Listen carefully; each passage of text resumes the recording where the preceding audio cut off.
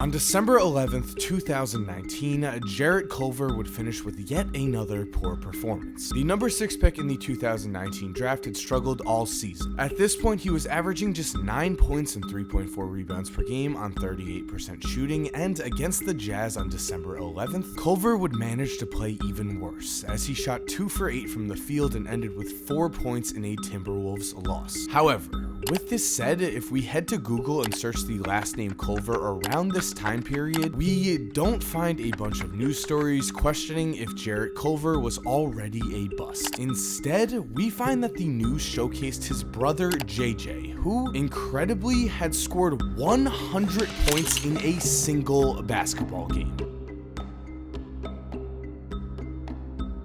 So what's up guys, Mike here, and today we are going to answer a question. Why does a player who scored 100 points in a single college basketball game this season, a player who is also the brother of the number 6 pick in the 2019 draft, have absolutely zero NBA interest himself? Especially when you consider that in the history of college basketball, only 5 players have ever recorded a 100-point game, and most of them were, unsurprisingly, seen as at the very least NBA draft prospects. As you can see on this list, Jack Taylor was the only player who was not at least an NBA draft pick, as Bavo was drafted by Philadelphia, Paul Arizin became an NBA Hall of Famer, and Frank Selvey was the number 1 pick in the 1954 draft and was a 2-time NBA All-Star. Then we have JJ Culver, a player who at this point in time is not on anyone's draft radar. In fact, before his 100-point game, which we are going to look into more in a minute, the only time JJ's name had come up in national news was when a reporter realized that both him and his brother had eerily similar seasons in 2019. As playing for Wayland Baptist while his brother played for Texas Tech, Jarrod and JJ averaged these stats for the year, which was weird enough. Going further though, they also both led their teams to a conference title, both were named Player of the Year for their conference, and both led their teams in points per game, assists per game, and rebounds per game. The difference, of course, was that after this season, Jarrod would leave college and now plays for the Minnesota Timberwolves, while JJ would head back to Wayland Baptist for his senior season. And at this point in the video, I'm sure you think you have it figured out. The reason that JJ had and has no NBA draft buzz is that Wayland Baptist is a school that plays in the NAIA, not the NCAA. And so the reason JJ is not a potential draft pick is because he plays against much worse competition. Now, of course, that is a part of the reason, but it's not the whole story. The NAIA has actually produced NBA players before. In fact, the NAIA has produced Hall of Famers such as Dennis Rodman and Scottie Pippen. And if anyone was going to follow in these players' footsteps and make the NBA, you would think it was going to be JJ. In his junior season in 2019, he was already seen as one of the best players in the NAIA, as he was named a first-team All-American. And then, of course, in his senior season, he would make history, because on December 10th, 2019, JJ Culver took the court against Southwest Adventist and immediately began to drop in basket after basket. As this happened, as his coach recalls, quote, "The guys realized he was hot and kept going to him." Continue going to him, they certainly did, but what makes this outrageous scoring output even more incredible is that according to JJ's head coach, only 2 of his first 60 points did not come in the flow of the offense. Instead, as you can see in these clips, JJ showed off his offensive versatility with several 3-pointers made as well as several aggressive moves to the basket. And with 98 points recorded, this would happen.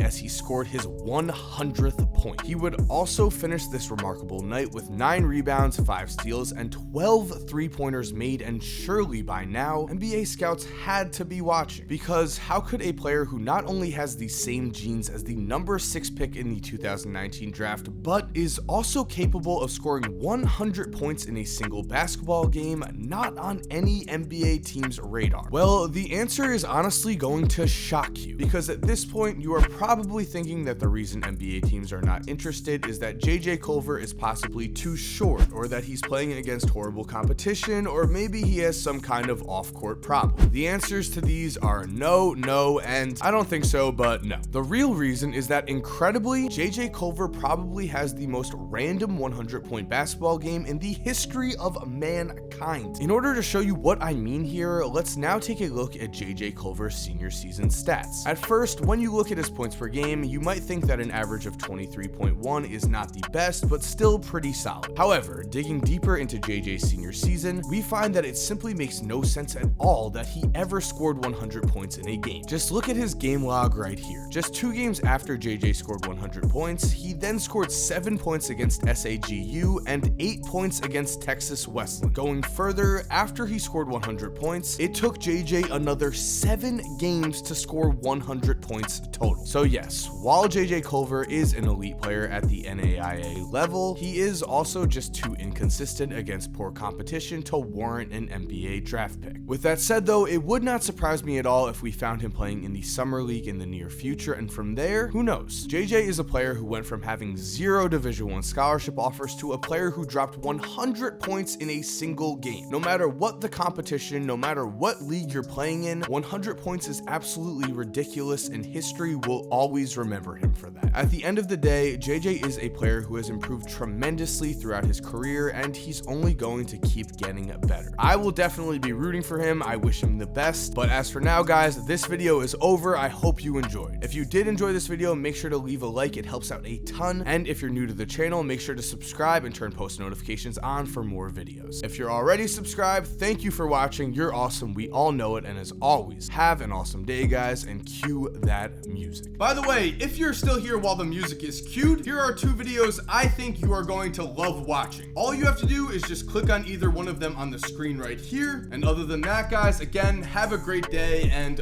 peace.